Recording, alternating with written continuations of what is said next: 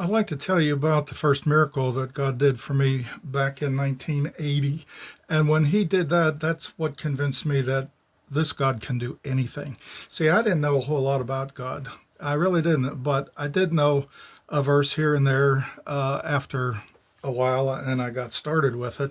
But this one in particular caught my attention. It says, "Since we have these promises, dear friends, let us purify ourselves from everything that contaminates body and spirit, perfecting holiness out of reverence for God." Well, the only way to perfect holiness out of reverence for God is by putting this into practice. That is, purifying ourselves from everything that contaminates body and spirit. That's a pretty broad list. There are a lot of addictions that we go through in our lives, from alcohol to drugs to sex to smoking, you name it. And that's the one that at that time, that's one I was addicted to. And I smoked like 2 packs a day. And I tried to quit many times. And every time I would quit, I would fail. And then I felt like, well, here I am, another failure. People would mock, oh, you can't quit. How many times you tried now? You can't quit. So I came to a point where I just said, I quit quitting. I can't quit, and so I'm not going to even try. I'm just going to smoke. We use the excuses, well, everybody's going to die of something anyway, and it's my body. If I want to pollute it, I will. But this says to purify ourselves from everything that contaminates body and spirit. That's another whole subject. But this one particularly, I was contaminating my body. And you know that cigarette smoking can give you heart problems and artery problems and you name it, a whole host of problems, cancer. So I really wanted to quit, but I couldn't. Anyway, I had an aunt and uncle who were worse smokers than I was. They were in their 50s at the time, and my uncle said he was smoking since he was 8 years old, if you can believe that. But they used to smoke so badly they would build pyramids in the ashtrays because too many butts to empty.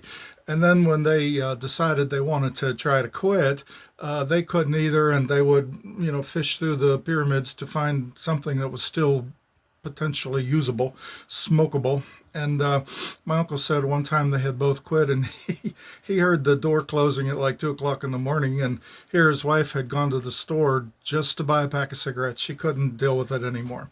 So anyway, they were starting to come to the Lord around the same time I was getting interested in the Lord.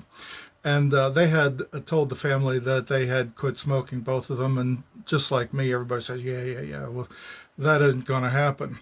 Well, a couple of weeks went by, and then a month went by, and they still weren't smoking. And so one day I went over to their house, and I said, "Can you tell me what was your secret? How did you quit?" And they said, "We prayed." And I said, they had seen something on television that told them there is a remedy to beating these kinds of addictions, and it was prayer. And this has to be, of course, a sincere prayer. You can't pray for God to help you quit smoking, and then you're carrying a pack around with you in your pocket, or you still have ashtrays all over the house, or whatever. You have to get rid of cigarettes and lighters and everything that pertains to polluting your body with these things. So I said to them, "Well, would you pray for me?" And so they did. We got down on our knees. This was very unusual for all three of us. But we got down on our knees, and they said a really nice prayer for me, and I prayed, and I believe it was very sincere. That was May 10th, 1980, and I have never smoked another cigarette since. May 10th, 1980. It's a day that will live in the history of my mind forever because, like I said at the beginning, when God did that, I knew that God could do anything because that was a really hard one for me. They say nicotine is one of the hardest drugs to give up. Well, anyway, it's in my history, it's in my past, and I just wanted to let you know that whatever addiction you might be struggling with, God has the power and the solution to help you also to overcome it. As that was the first miracle he ever did in my life, so there have been multiple other ones in the last 50 years or so. So just trust God, look into Him, believe in Him, believe that He has power greater and beyond what you have on your own.